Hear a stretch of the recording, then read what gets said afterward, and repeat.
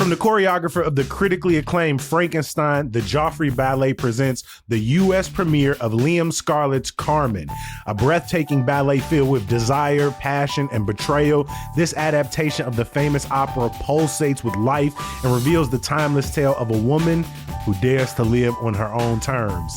See the Joffrey Ballet's Carmen, September 18th through the 28th at Lyric Opera House. Tickets available at joffrey.org.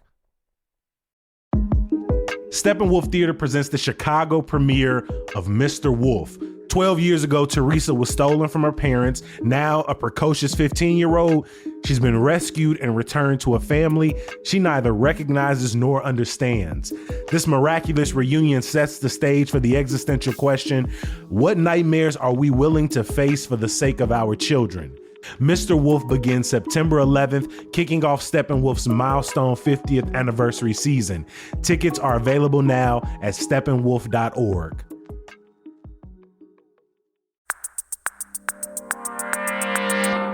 Today on CityCast Chicago, there's been a whole lot of talk about crime in Chicago lately, and let's call a spade a spade. An unhealthy amount of it is just wrong. So let's get into it. We're going to break down some of the numbers, the perceptions, and the complicated reality. It's Wednesday, September 10th. I'm Jacoby Cochran, and this is what Chicago's talking about.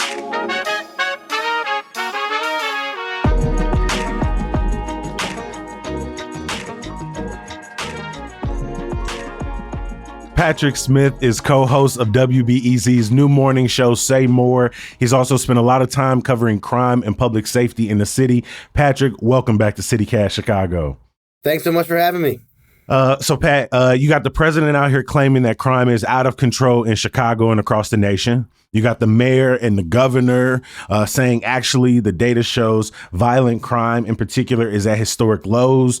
But then you have people questioning the data. So let's start here. How are crime stats tracked and reported in Chicago?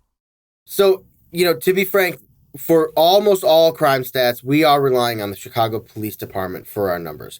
For murders, that is the one place where we have another set of another sort of source, which is the Cook County Medical Examiner's Office. They are obviously actually tracking dead bodies. They track homicides. So the Chicago Police will report murders. The Cook County Medical Examiner tracks homicides. The difference there is the Cook County Medical Examiner numbers will have things like if it's a police shooting, that is a homicide. They'll have things like if someone was killed in self-defense, that may not be a murder, but it is a homicide. So there's a reason those numbers are always a little bit different. The Cook County numbers are always, the medical examiner numbers are always a little bit higher than the Chicago Police Department numbers. But I will say, we were comparing the Chicago Police Department's murder numbers and the Cook County homicide numbers, the medical examiner homicide numbers. They are tracking exactly along with each other. There's a few more in the medical examiner numbers because of the difference between a homicide and a murder, but they are tracking the way they always do, which is they're about the same, slightly elevated for the medical examiner. The rest of the crime stats that we get are from the Chicago Police Department, and they are reported crimes. So you will sometimes hear people say, that a certain type of crime is going unreported. If that's the case, they're not going to show up in statistics. Now, like a murder and homicide, that's something where we know there's a dead body. So that those numbers are harder to fudge. The rest of them are if there's reporting. The police department reports those numbers to the FBI, but it all still is tracking back to police. Now, obviously, it is extremely tragic anytime someone loses their life is killed. But what other types of violent crimes are we covering here? Because according to the Marshall Project, murder is the least common form of violent crime. There are other types of violent crime, things that victimize people, that are very serious, that none of us would want to have happen to us or to a loved one. These are sometimes referred to as index crimes: robbery, sexual assault, the murder, obviously, aggravated assault, and battery. And now aggravated battery actually is the crime. If you shoot someone or you are shot, but you're not killed, that gets tracked as an aggravated battery with a firearm. So we are often, and I'm certainly guilty of this, usually when we're talking about Chicago crime, we are often talking about gun violence. It's the thing that dominates the discourse. So, as you say, we're largely relying on Chicago Police Department for tracking this. How reliable is the official data coming out of CPD? Are there ways shootings, for example, might be overreported or underreported, murders classified differently? Yeah, and we saw an alderman recently make a claim about that, because we are at historic lows right now in a number of crime categories. Alderman Anthony Napolitano is basically saying, like, I don't believe these numbers. Superintendent Snelling, I know, pushed back against that. I don't want to sit here and say, oh no, the police department, Chicago Police Department, is perfect at collecting and reporting crime data. They do obviously have somewhat of a vested interest in showing positive trends and showing that things are going down. But I will say that these numbers, they follow patterns. We can see rises and falls that often track national trends. And there's just a lot of reporting that goes into crimes. I want to talk about murders and shootings in a second, but the other crimes like sexual assault or robbery, people report those to police. That creates paperwork.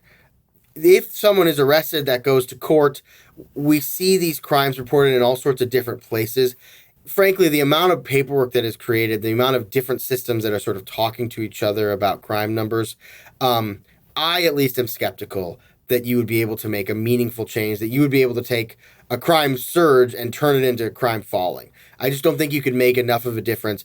It would just be too obvious in the paper trail if you were just getting robberies reported to you and then they just disappeared. I mean, you think about it, one of the reasons people report being robbed, they want the person caught, but often they need to make an insurance claim for their, if they were carjacked or if something of value was stolen. That the insurance company goes and checks that. It would cause a lot of problems if the Chicago Police Department was just disappearing police reports.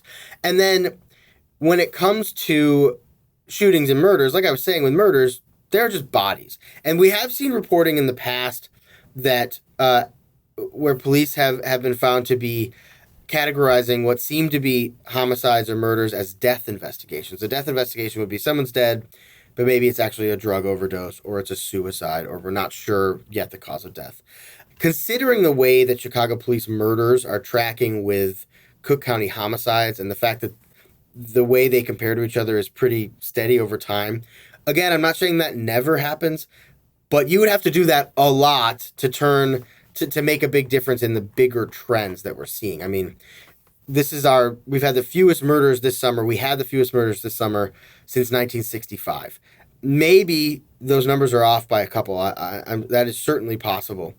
I do not believe that they could be messing with a number like how many dead bodies there are to make it so that actually murders are up. Are other index crimes down in Chicago in addition to shootings and murders? They are. Overall violent crime in the city is near its lowest point in decades right now. These sort of index offenses, they peaked in 1991, and it has been falling since then and has essentially plateaued over the last decade or so. And what is interesting is that the murder numbers are way down. The overall violent crime, but based on the Chicago police numbers, is down, but it's not significantly down. It's basically like, you're much safer today than you were in the 90s. You're about as safe now as you were in 2010 or 2015. If you're looking for a new career, I want you to pause for a second. What exactly are you looking for? Maybe it's something that's flexible, that works on your time, something where you can use those people skills, your creativity to work with and connect others. Something where you can make an impact. If the answer is yes, then maybe you should consider real estate. Realtors not only help people buy and sell homes, but navigate Chicago's rental market. They help people find the next great location to realize the small business dreams, which means you can help people find stability, put down roots, grow something in their neighborhoods. Plus, you get to set your own schedule, choose who you work with, explore different parts of the city. So if real estate is for you, here's how to get started. Visit realtorsrealestateschool.com today to schedule your free career consultation. That's realtorsrealestateschool.com.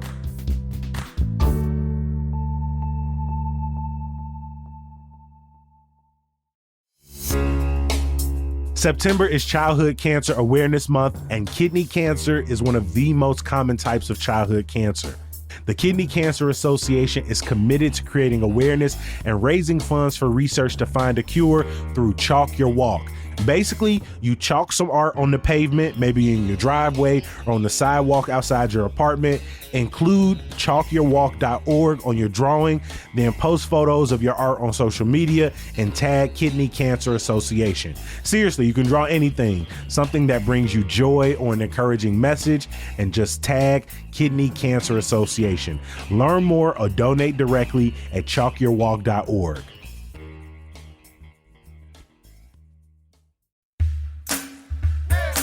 Look, I know we all enjoying this mild September weather, and I know you don't want to talk about it, but winter is coming. So if you're tired of putting plastic up on your windows every single year, then maybe you should think about getting them replaced. Window Nation has some of the best replacement windows out there. Top quality, energy efficient, and all at a reasonable price. With a lifetime warranty on all the windows, Window Nation can help keep your home protected far beyond the next season. So this time next year, you can rest easy knowing your windows are one less thing to worry about. And if you buy now, you can save big, because if you buy 2 windows, you gonna get 2 for free. But you better hurry. This sale ends September 30th. Schedule a fast free estimate now with the pros at Window Nation. Call 866-90-NATION or head to windownation.com. It's very important to talk about perception and the narrative around crime in Chicago, because I do think there's some cognitive dissonance when someone sees a headline like, Mayor touts declining crime right next to these sort of problematic tallies of like holiday shootings. How do we square these two conversations? Yeah, well, and I think there's more than 2 conversations going on, but those 2 points that you're talking about, I mean, it's a problem that we've had forever, which is that we all think about risk in anecdotes. I think we don't. If you found out that your neighbor or your friend was shot, no amount of big picture numbers are going to convince you that actually you're safer than you've ever been, or you're safer than you've been in decades. That just doesn't feel real. And the fact is, when we see these big numbers, and I should point out, the numbers are bigger in holiday weekends because there are more days in the weekend. It's a 3-day weekend. It's also just people are more out and about.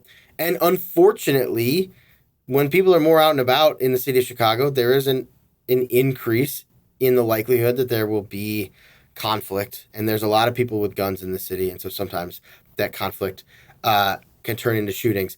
And so I just think there's not actually any dissonance. You can have a bad weekend while pointing out that the trend overall is positive.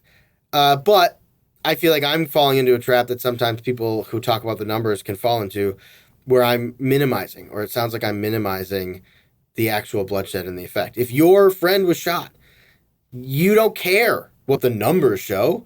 That's horrible. And it's going to have repercussions. And obviously, multiple people shot over a weekend, 123 people shot over 3 months, not shot, but killed over 3 months. That's not okay. That's horrible. No, I was just going to say anecdotally, and I don't even think I ever mentioned this to the team. No, I was sitting here maybe a couple of weeks ago and, kind of thinking about this conversation. And my mom calls me and tells me my cousin was gunned down in Houston, Texas. And just like standing on a bus stop. And she was just there maybe a month ago, kind of sitting with him and talking. And it's a reminder, the same way our listeners and readers remind us in our inbox that, for people living in neighborhoods where there are higher incidents of shooting, for people who are very close, who have experienced, recently or in their lifetime, someone losing their life to gun violence or some other form of violence, you may not feel the overall decline. And I walk around the city with that paranoia. And so I think the dissonance maybe is, even in myself, having to remind myself that what these larger trends are. But when I talk to people, I do sense that, people are worried about getting mugged or jumped on the train, or I've talked to women and femmes and non-men who are worried about walking home alone at night, watching their drinks, the fear of getting assaulted. And so, you know, I agree when we talk about, these 30-year lows, the goal isn't to minimize the experience and the paranoia that people feel on a day-to-day basis, because I carry it with it myself. I'm so sorry. How are you and your family doing? We're processing, trying to be there for our loved ones in Texas. It's unfortunate when you've had to kind of manage these things before, and you almost I don't know, sort of kick into sort of like a routine you've developed, having to kind of navigate this before. And so it's tough. But again, it is something I put in conversation with these, like I'm not going to use that to like spread misinformation or to like sort of broadly catastrophize, even though I understand so many of us are experiencing these tragedies what feels like often. Yeah, I mean, I'm obviously so sorry that happened. I'm glad you're willing to share that with people because I think it's a good reminder. I mean, it can be easy in these conversations to sound flip about like we're lowest ever, and it's like 123 people got killed in this city in 3 months. That's 123 grieving families and friends and people who are affected. And I think it can be easy, especially because I don't know about you, but I get my back up a little bit when people from outside the city or people who seem to almost want there to be higher crime in Chicago talk about how terrible it is and how dangerous it is. And so you want to be like, look, it's lower than it's ever been. Like, you get defensive. But that can sound like you're minimizing, and it's important we never do that. I did want to talk about. I said, there's a couple different conversations going on. And what I meant by that is, so there's the one thing which is the overall numbers compared to these weekends where we see outbursts of violence. The other thing is Chicago is a deeply segregated city. It's a city where some neighborhoods with a lot of poverty see a lot more crime and violence than others. And so the overall numbers are relevant, but they're not that relevant to neighborhoods or areas that still have a lot of violence. If you see a 50% decline in some of these neighborhoods, you're still seeing way too many shootings, and the residents who live there, like you're saying, still have fear and still feel like there's shootings all the time because that is what they're living through. And so our reporter, Sophie Sherry, I got to work with her a little bit on a project. She went out to Parkway Gardens, often referred to as O Block, which has had the most shootings of any block since 2010. And the residents there said they do feel safer. But they also all said, especially the younger people said, but I'm constantly watching my back. They're like, yeah, it's definitely better than it was, but it's not good enough. I live in fear still. So the reality is different depending where you are. No, and I appreciate people approaching the neighborhood and the community with nuance and with empathy, because it's often treated as spectacle. I just saw earlier this week, like, a popular streamer, I Show Speed in town. And of course, at one point he had to go there, had to stream from there. I think something that's interesting is, I grew up in the mid late 90s. And when people talk about growing up in the 90s, there is so much nostalgia around being able to go outside, being able to run on the block, ride your bike whenever. And now often when we talk about this reporting, there is just this characterization, or honestly, it feels like a binary. It feels like on one hand, there are people who are always reminding you, look outside, go outside. Chicago is beautiful. Things are good. And then there are others who, will say, oh, we can't go outside no more. Our kids can't stay out until the street lights are over. We can't just hang out on the porch in the same way. It's interesting that we're constantly saying, well, you're safer than you were in the 90s, but like the narrative of the 90s, or I guess the nostalgia of the 90s, is like, no, you were able to just be outside, that there was more code, more, it was a sort of easier time to be a kid and to have fun in the streets than it is now. Yeah, I mean, part of that, and I don't know that if, who am I to say if this is true or not? I go talk to people. I wasn't in Chicago in the 90s. I'll talk to people who will say that the violence, even if it's lower now, feels more random. Uh, I don't know if the numbers would bear that out or not, but that's people's experience. And so they'll say, like, yeah, there's a lot of killing, but we knew who they were shooting at, essentially.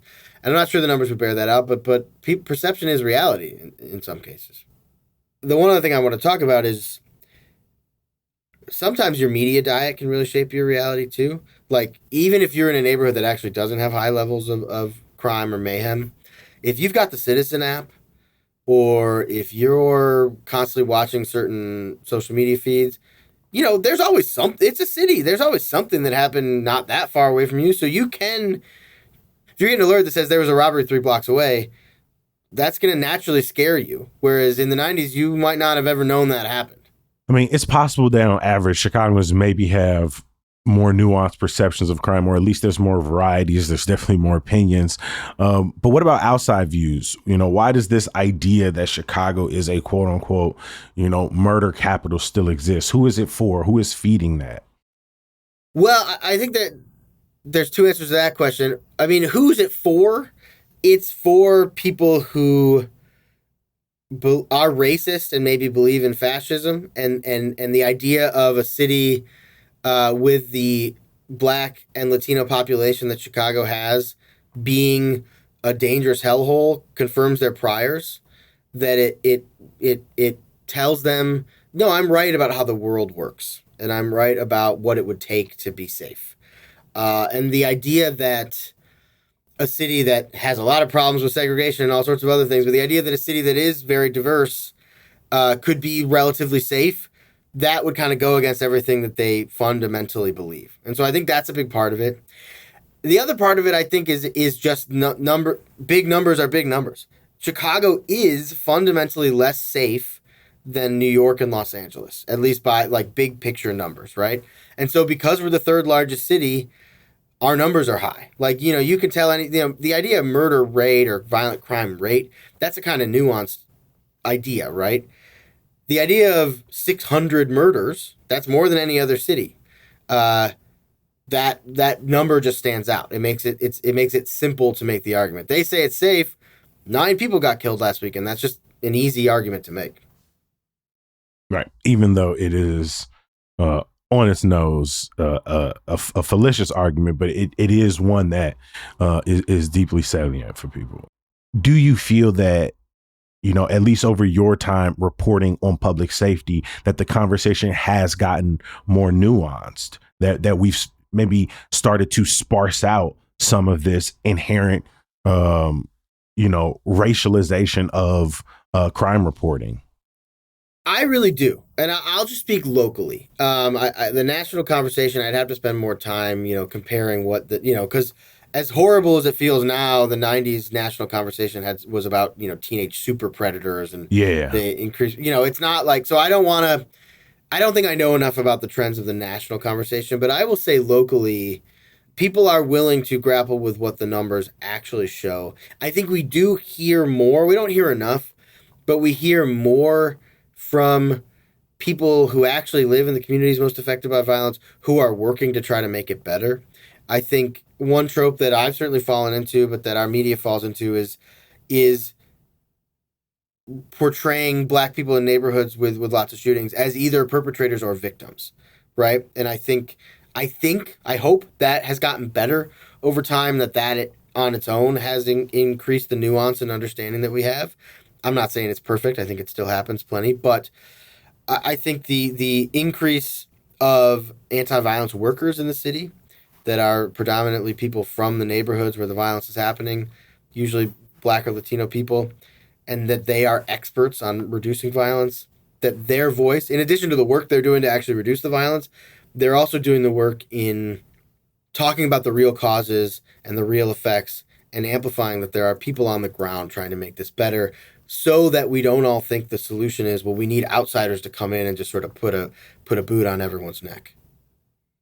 to be honest. The fact that we're talking about anti-violence work, non-police solutions with seriousness and regularity is a huge difference from just 10 years ago, where that was the kind of stuff mostly regulated to documentaries, where Vice was sort of dominating the conversation on how Chicago is seen. But I think similar to that question, I wonder, as much as we talk about anti-violence work and this idea of listening to people who live in these neighborhoods, I also want to ask, have we also started to move up the chain to talk less about sort of personal evils and personal moralities and the, the failings of single individuals, and talk more about the structural violence that is sort of the broader iceberg under the ocean that you see when neighborhoods are divested from, that are then left most vulnerable and most likely to experience homicides, shootings, robberies, but also the neighborhoods where people are most likely to go hungry,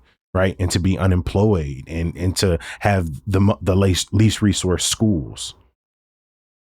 I think those conversations have gotten better. I hope they are. To me, I think we're at a point where the questions we're sort of allowed to ask, the questions that get asked in mainstream reporting, and the idea that like it's just idiotic to look at a situation where the people are new. It's always new 16-year-olds, new 18-year-olds, but the problems are the same, and assume that it's each time, shockingly, the fault of those individual teenagers.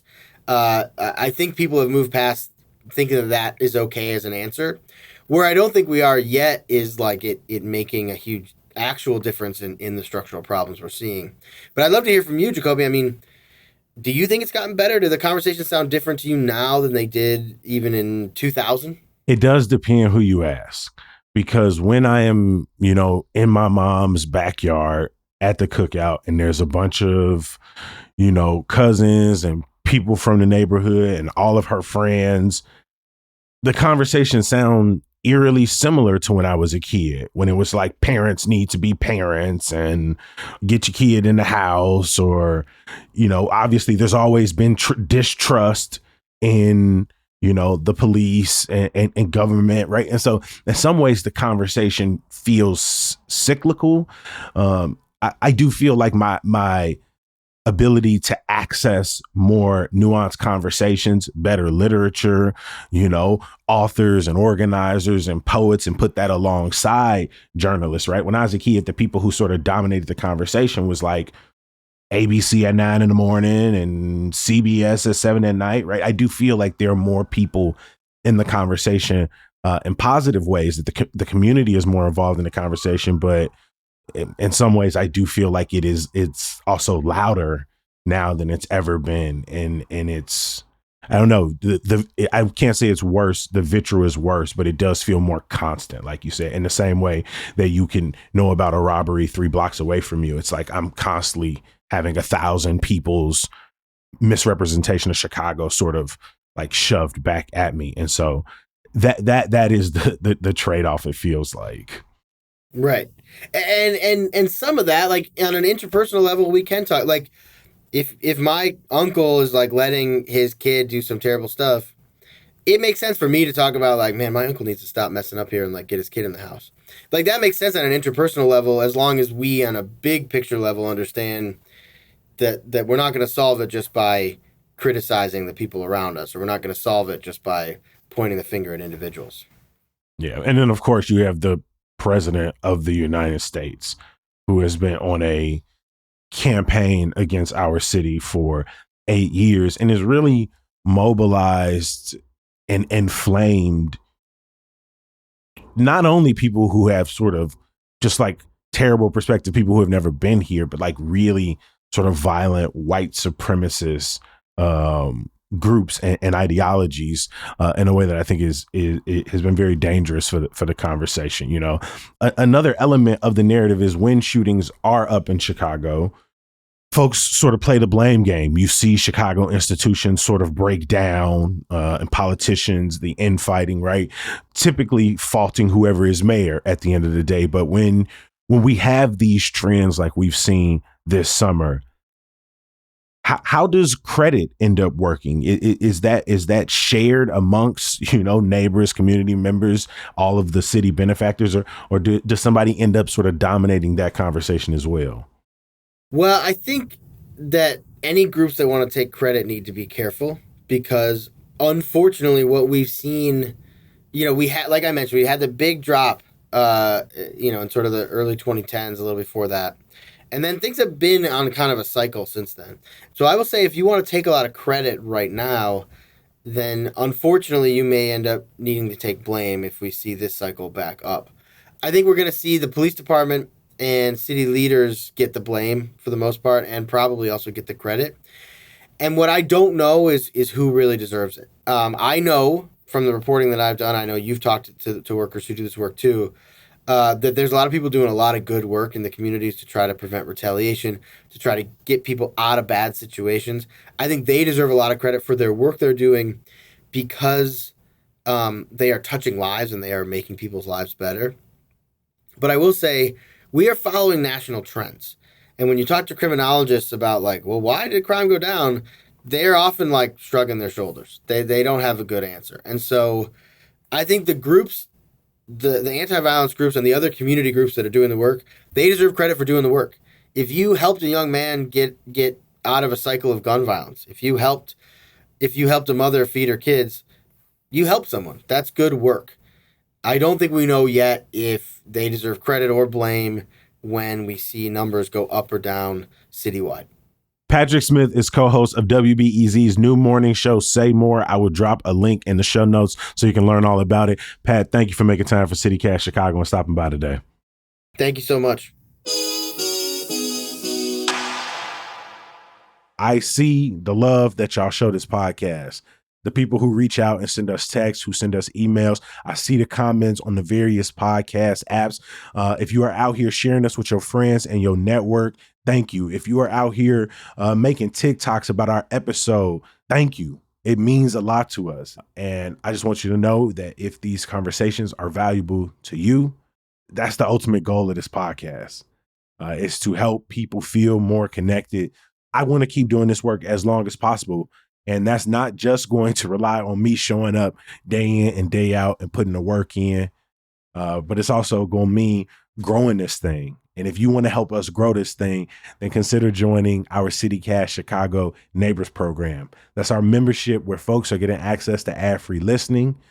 You are going to get an email every single week with some of our favorite things to do, some of our favorite events happening in the city that week. And you get access to this community. And we are trying to put on more and more events across the year. A little birdie is telling me we might have one coming up in October on the low. So you probably want to get in on that as soon as possible. If all of that sounds enticing to you, if that sounds like something you want to get down with, then visit membership.citycast.fm and join the CityCast Chicago Neighbors. You know we can't close this thing without some good news. The Urban Birding Festival is back this weekend at the Peggy Notebaert Nature Museum. You can take guided tours, participate in art workshops, learn about local conservation efforts, see live demonstrations, and that's running Friday through Sunday. Just check the link in our show notes for more information. We're going to be back here bright and early tomorrow. We'll talk to you then. Peace.